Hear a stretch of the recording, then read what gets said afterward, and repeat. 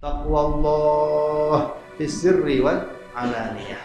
Takwa kepada Allah fis sir, ya, dalam keadaan rahsia, ya, senyap-senyap tak ada orang tak nampak, wal alaniyah, dan dalam keadaan nyata, terang-terang orang nampak. Ini yang susah tuan-tuan. Banyak orang boleh takwa, ya, tak mencuri bila orang nampak, ya, tapi bila tak ada orang nampak susah tak nak mencuri. Dia akan songlak. Orang boleh tak maksiat, ya, bila depan orang, tapi bila tak ada orang, dia punya ligat.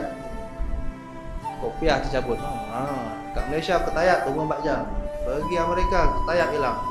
Ingat orang kampung tak nampak. Dia tak tahu orang kampung orang Malaysia baru ramai kat US kan. Dia tahu tu masuk Facebook. Ustaz. Masuk dangdut. Ada ke dangdut Amerika? Tak ada pun. Masuk apa? Disco ke apa kan. Jadi sulit. Allah sebut dalam surah yang kita baca tiap malam, surah Al-Mulk. Innal ladzina yakhshawna rabbahum bil ghaib. Betul. Innal ladzina yakhshawna rabbahum bil ghaib. Sesungguhnya orang-orang yang boleh takut kepada Tuhannya bil ghaib, pada batin, orang tak nampak. Dia bersendirian.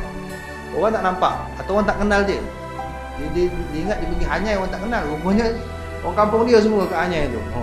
Dia ingat dia seorang pergi hanyai. Rupanya tengok sebelah, Haji Mat, Haji Nur. Sama, semua fikir yang sama. Ingat pergi hanyai orang tak kenal. Rupanya semua orang kampung ada situ. Salah. Allah sebut bil ghaib, yang boleh takut Tuhan bil ghaib. Dalam keadaan ghaib, orang tak nampak ataupun dia ingat orang tak kenal.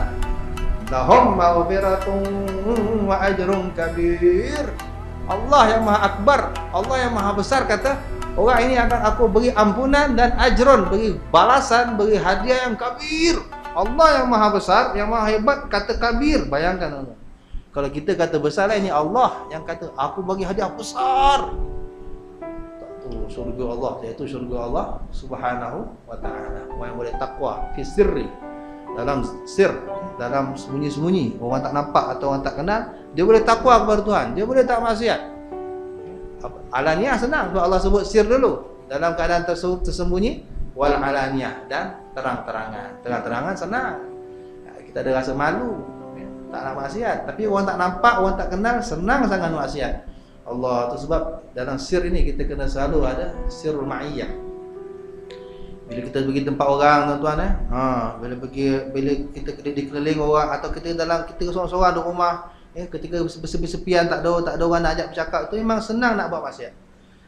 Maka kena selalu ada sirrul ma'iyah, merasakan kita sentiasa bersama Allah, dipantau oleh Allah. Itu diajar oleh Al-Habib Hasan bin Shalih Al-Bahar kan. Allahu ma'i, Allahu syahidi, Allahu hadiri, Allahu nadirun ilayya. Sayyidina Sahal Tustari, seorang wali Allah, jadi wali daripada kecil sebab mengamalkan itu.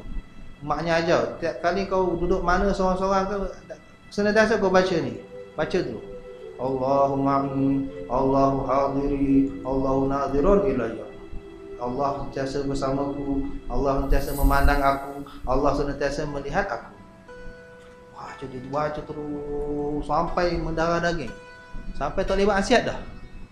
Tak boleh nak maksiat, nak tidur baca, bangun tidur baca, terus diulang-ulang sampai menjadi sebati. Ini kekuatan zikir tuan-tuan. Antaranya tu yang kita boleh buat.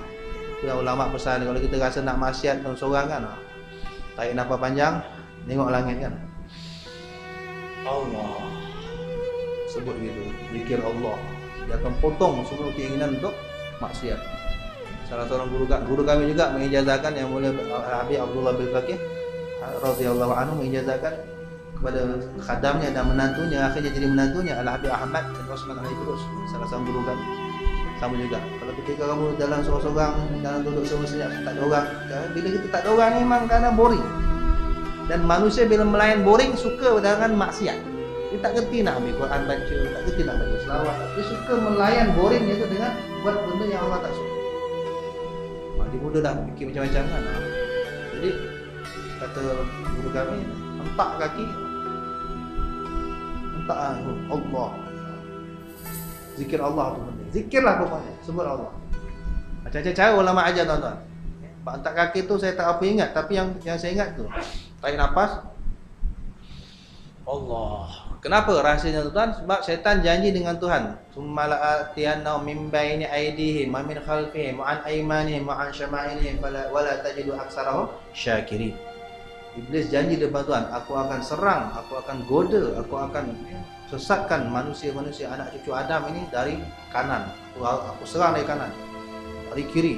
Wa an aymanihim wa an syama'ilihim wa an aymanihim, aku akan datang dari depan, wa min khalfihim, dari belakang.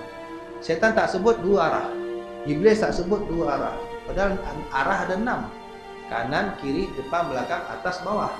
Yang dalam Quran tersebut, sumpah iblis, dia akan serang anak Adam ini, akan sesatkan anak dari 4 arah saja. Kanan, kiri, depan, belakang. Kenapa dia tak sebut 2 arah lagi?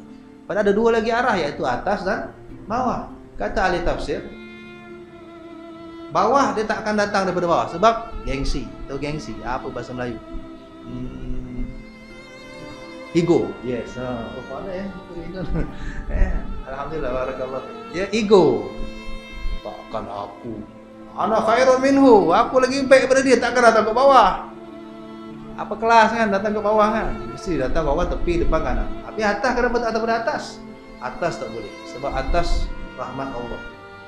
Manusia ini sentiasa dalam rahmat Allah, dipayungi rahmat Allah.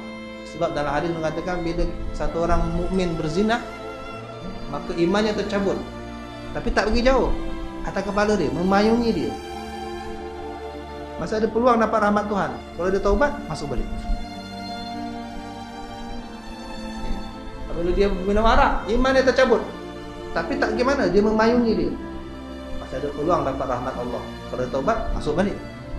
Itu dalam hadis masalul iman, masalul gomis. Perumpamaan iman, perumpamaan gamis baju jubah kamu. Taqammasuhu ukhra wa tanzimuhu ukhra. Kejap kamu pakai, kejap kamu cabut. Kejap kamu pakai, kejap kamu cabut. Iman tu begitu. Dia kejap masuk, kejap keluar. Kejap masuk, kejap keluar. Bila kita maksiat, dia keluar. Bila kita taubat, masuk balik. Macam baju. Keluar masuk, keluar masuk, keluar masuk. Tapi dia pergi tak jauh, dia memayung kita. Di atasnya jihad asyraful jihad, arah termulia.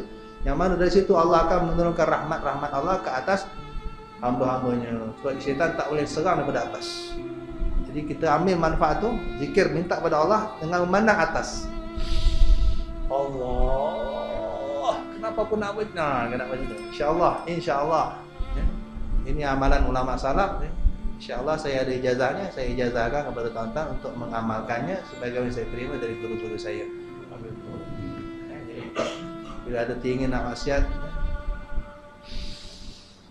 Allah minta sungguh-sungguh. Allah yang iblis tak boleh datang. Kanan, kiri, depan, belakang dia boleh datang. Tapi atas satu-satunya arah dia tak boleh serang kita. Kita manfaatkan itu untuk direct minta pada Allah untuk kita tidak boleh diganggu atau digoda oleh iblis dan syaitan. Banyak cara lagi tuan-tuan tu fisir dia penting. Depan orang tak perlu, depan orang cukup kita ada malu cukup. Depan orang modal hayak cukup. Ada rasa malu cukuplah. Kan? Takkan macam ni, pakai macam ni tiba-tiba amoy seksi lalu kita nak tengok kan. Ada orang begitu, ada yang begitu. Memang ada. Dia pakai macam ni tapi selama dia tak malu langsung bermaksiat. Orang tengok dia kan. Alasan dia kan, be yourself lah bro, dia kata kan. Jadi kau jangan nak munafik lah kan, dia kata kan. Tak kalau kucing apa kata? Kucing tak suka ikan kan. Aku lelaki, dia perempuan mesti dia tengok. Dia tak hormat langsung pakaian Rasulullah sallallahu alaihi wasallam, pakaian agama dia tak hormat. Memang akhir zaman akan ada orang begini. Allah cabut sifat malu daripada hamba-hamba Allah, maka ketika itu mereka jadi macam binatang. Dah tak malu dah nak bermaksiat. Terang-terangan bermaksiat. Waliyazubillah. Saya nak sahabat begitu. Sahabat saya nak Abbas kan, saya Abdullah bin Abbas bangun Jumaat terlambat. Bangun-bangun tengok orang dah balik. On the way tengok orang dah balik keluar masjid. Patah balik nyorok sembunyi. Bukan munafik, malu. Bila keadaannya kenapa tuan menyorok? Tengok sahabat-sahabat orang dah keluar masjid kan.